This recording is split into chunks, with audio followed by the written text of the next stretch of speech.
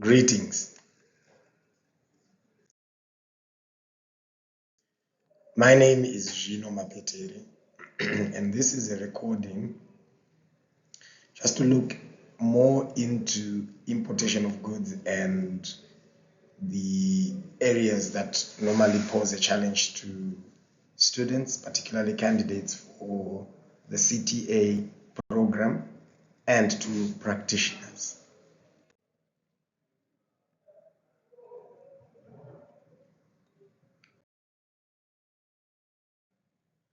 Right, let us look at the learning outcomes.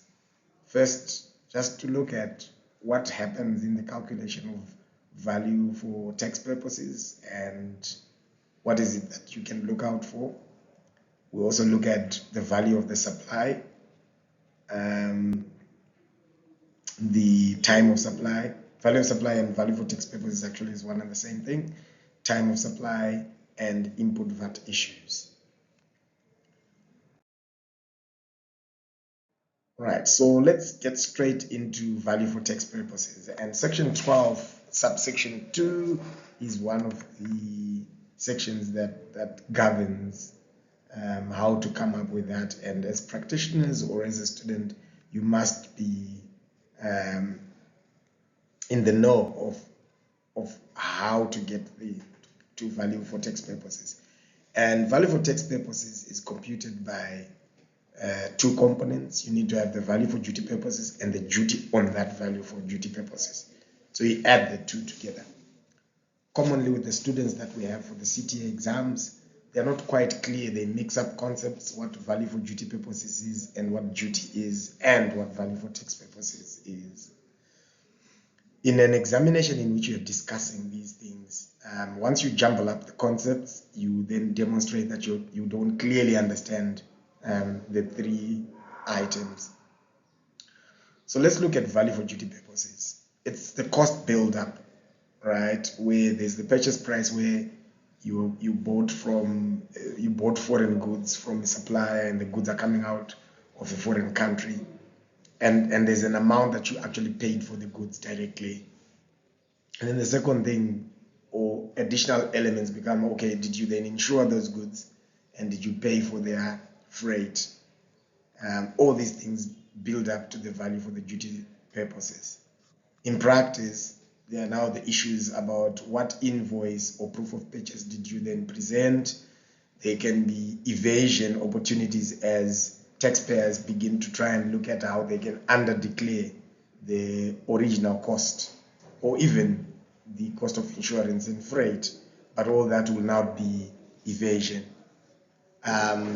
For candidates or for students, you need to look at the completeness of the elements that you have put into the value for duty purposes. For an example, in exam, if you're then given some of these details separately, you just need to make sure you've included all of the items that I've mentioned so far so that you have a complete calculation. In some cases, candidates struggle with failing to interpret the information within the scenario that then becomes the elements of the value for duty purposes just to fail. For example, a student might not see that the freight, total cost of freight, part of it is before goods enter into the country for home consumption and part of it is after, which means you need to separate the two, because any of the freight charges that may happen after goods have already entered into the country for home consumption are not part of the value for duty purposes. So it's now about interpretation of the scenario where it's where even with practitioners, I was about to say where it's a case of students, but even with practitioners, you may miss that. Foreign taxes could be refundable or non-refundable. Let's just talk about the non-refundable foreign taxes. They also come through and are part of the build-up for value for duty purposes. But they're not, you do not write them as a tax item in your line items to compute for taxes, because they're just part of the cost of acquiring from that foreign supply, that those imported goods. So foreign non-refundable taxes must simply be added to the value for duty purposes. The post-importation costs, as I was mentioning earlier, freight to taxpayers' location, you'll find that in the accounting world, these could be capitalized to the cost of goods where the goods are capital goods.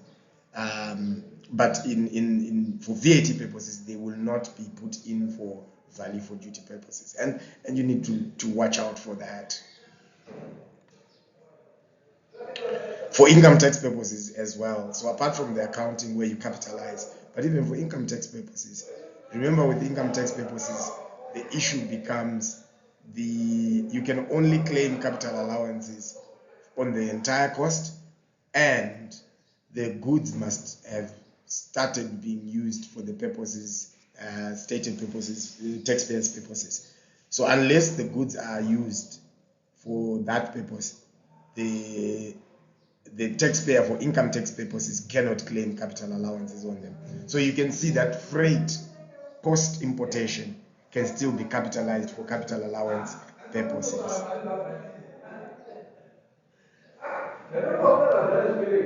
Duty calculation is something that in practice you do not really need to worry much about, for the simple reason that normally this is done by customs, but as a practitioner, you just may want to know whether that is calculated correctly. For students, normally we do not then make it part of the exam for you to be able to calculate the duty. Because duty in itself is a form of tax, and under a different tax head, which we do not ordinarily examine. So sometimes we just tell you the duty, but you must then be able to use it for the purpose of calculating VAT. In the process of calculating duty, or in the customs and excise processes on importation, there is a tax called surtax, and we are saying that surtax is not included in the value for duty purposes, which is then used to calculate the VAT.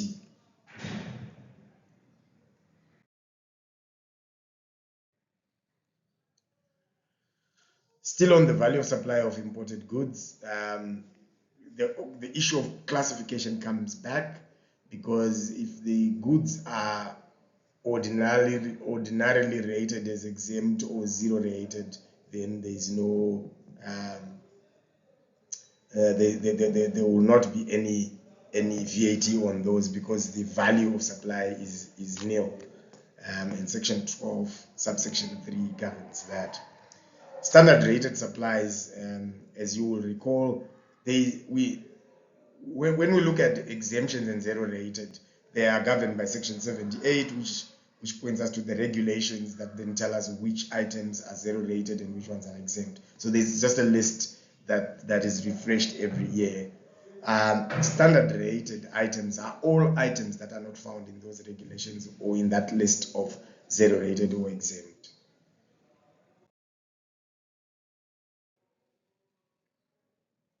Let us move on to time of supply of imported goods. This is very important because sometimes our import VAT bill or computation can be incorrect because we've included items in the wrong tax period. So that can make our computation wrong as practitioners or even as students. So we need to know when exactly should something be included for VAT purposes. And the first starting point there is we have to first determine when importation is said to have happened for VAT purposes, right?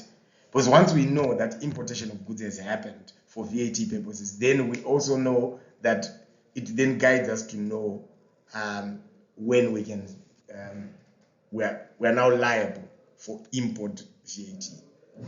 So there are two critical components in the when importation happens. We have to, when goods enter the country for home consumption. So home consumption becomes the key word there. So for example, just to do a highly simplified example of the explanation of home consumption is, you can have goods in transit. So they enter through, let's just say, for argument's sake, Beitbridge Border Post, but that's just en route to, maybe they're going to Lusaka, Zambia. So they may have entered the country, but they have not entered for home consumption. Home consumption means the goods are terminating in Zimbabwe and will be used in Zimbabwe. So that's going to be something, as candidates, that's going to be one thing that you have to mention.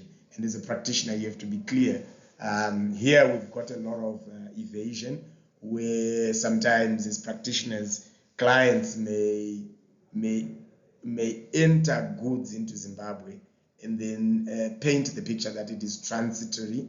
Therefore, they are not classified under goods that have entered for home consumption. And once that is the case, they are not imported goods. And once they are not imported goods, VAT doesn't arise.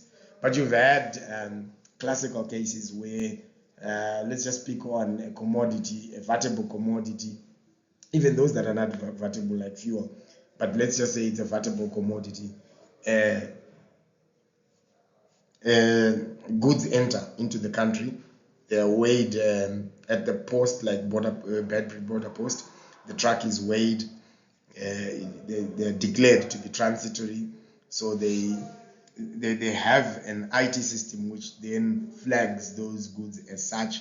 And if they are transitory, the only time that those goods are then unflagged in the system is where they then exit the other border post from which they are supposed to be leaving, and that's how they close it out.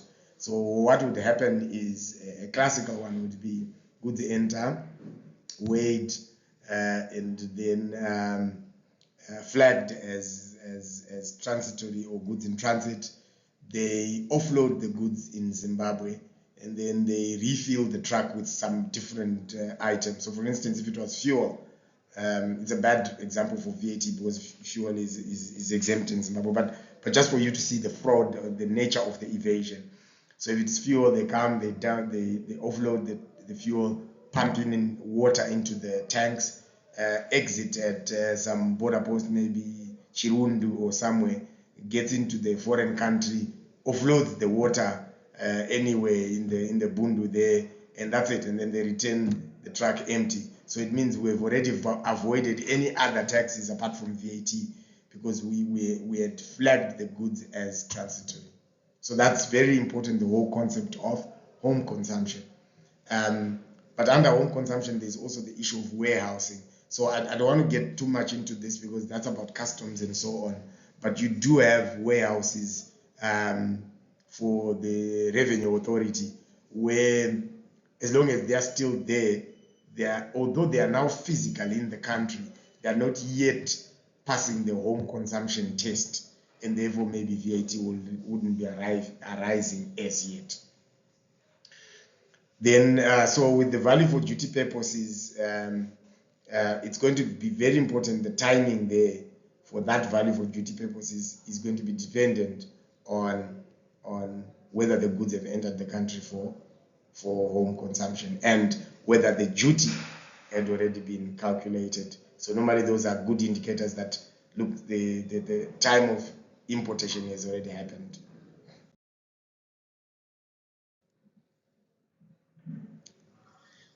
Right. Another tax planning opportunity arises where the state can allow the deferment of collection of the import VAT. So a taxpayer may have imported goods but may not necessarily immediately be asked to then pay their VAT, although the import VAT liability has been created. The timing of the payment now, so time of supply is whenever importation has happened, which is what we've just dealt with, but the timing of payment or collection by the state can be deferred. And it's deferred under the circumstances where the goods fundamentally,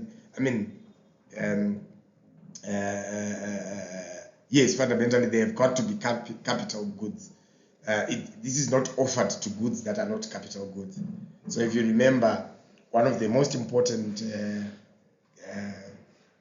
reasons for tax is taxes are used as leverage by the state.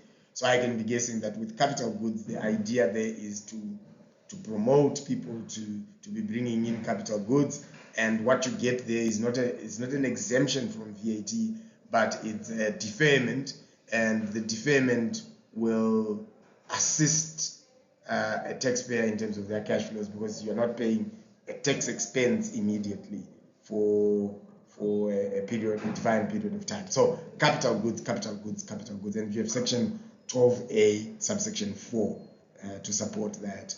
And here, it's not every capital good in the whole wide world, but it's capital goods, particularly plant and machinery, and even then, it's for certain sectors like the mining, agriculture, industry.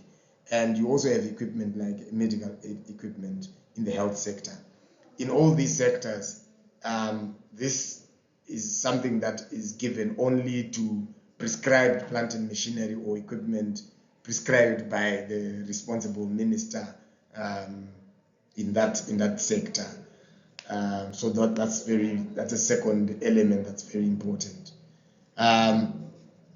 Right, but at the end of the day, even if they were to be granted this 6-month break from paying taxes, the usage of these capital goods must be for the taxpayer. So you can't import capital goods for someone else, assist someone else who's then going to be using them and then claim and then get that spread. The deferment shall not exceed a period of 180 days. It helps with the cash flows, as I just explained. Candidates and practitioners may forget this tax planning opportunity.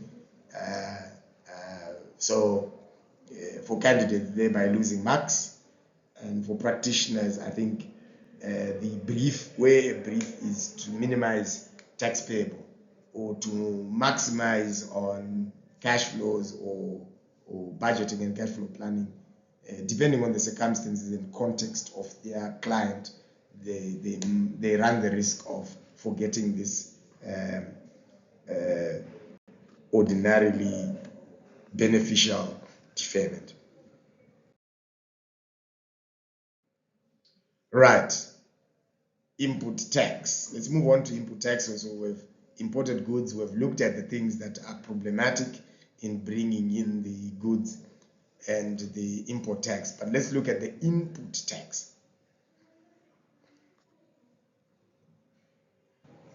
So with input tax, one of the key things to look out for is you've got to have the appropriate documentation for claiming input tax, right, on imported goods.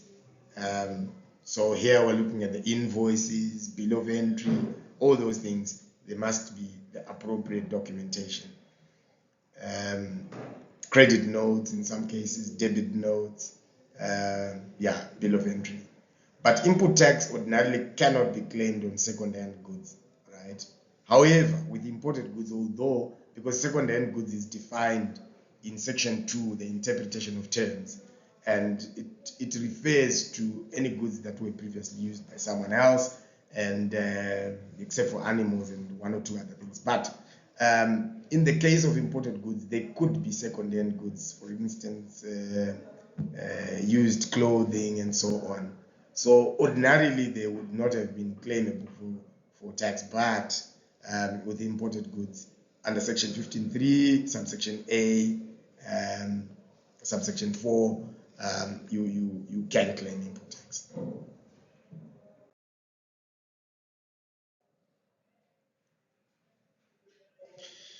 Right, so one of the key things that candidates must always remember is that the claiming of input tax is fundamentally different from the concept of output tax. With output tax, you're looking at whether there's been trade, supply of goods, purposes of trade, and so on and so on and so on. So you do the tests, and in those tests, you are then able to determine and even classify the standard rated and the exempt and so on and so on.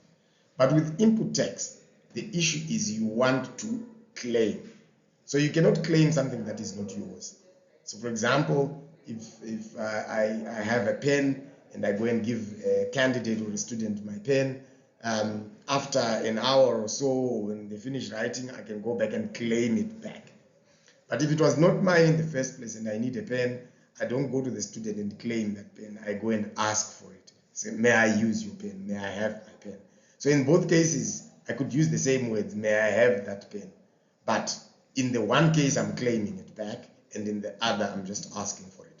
So the reason why we call it an input tax claim is because you must have paid it in the first place via import or output tax. Now you're claiming it back because you're allowed to claim it back. So one of the most important things about input tax is we need to know what you are going to be using these supplies for which you want to claim input tax. If you are using the supplies to make taxable supplies, then you're on your way to claim. If you are using them to make non-taxable supplies, you cannot claim. And candidates, for examination purposes, especially when they are asked to do a discussion type question, they ordinarily get it wrong by trying to do a section 6 test where they are already starting to say, was they trade, and so on and so on. They're also doing the classification. They're trying to do a time of supply, value of supply assessment. It is not necessary. What is necessary is, was I charged and did I pay the VAT in the first place? Yes. If the answer is yes, then the question is, can I claim because I am using it for making taxable supplies? If I'm using it to make non-taxable supplies, even if you were charged, you then cannot claim. So for example, you are supplying medical services or educational services, such as us, CAA, we supply educational services. And I may buy a pack of water from OK supermarket and use it as part of the trade. Lecturers may need water. And although I was charged and I paid that VAT to OK Zimbabwe, I'm using it. That supply, that water supply, is being used in the process of producing an educational supply, which is exempt, and therefore I cannot claim the input tax that I was charged. Right. But this is, remember, they can be mixed. So maybe CAA also sells small things which may then be VAT-able. So maybe I have mixed supplies. So if the water is being used in both, you are then able to apportion, subject to the de minimis rule that says if 90% of what you do is supplying taxable supplies, then it is as if you're deemed as if it's 100%. So with mixed supply, what is going to be important is the proportions in which you are supplying now, not being supplied, but being supplying what you are selling. In what proportion is what you are selling taxable and non-taxable, and it is that ratio which you then used in claiming. So, for example, in part 1, we talked about a block of flats used for both residential and commercial, and we gave that example of maybe 5 floors. Ground floor is being used for commercial, which is taxable, and the other floors are residential, which is exempt. So we are saying when you pay security for the entire block, although the taxpayer has been charged VAT on the security supply, 20% of it will be claimable. The 80% cannot be claimed because 80% is the proportion of non-taxable supplies. Thank you very much.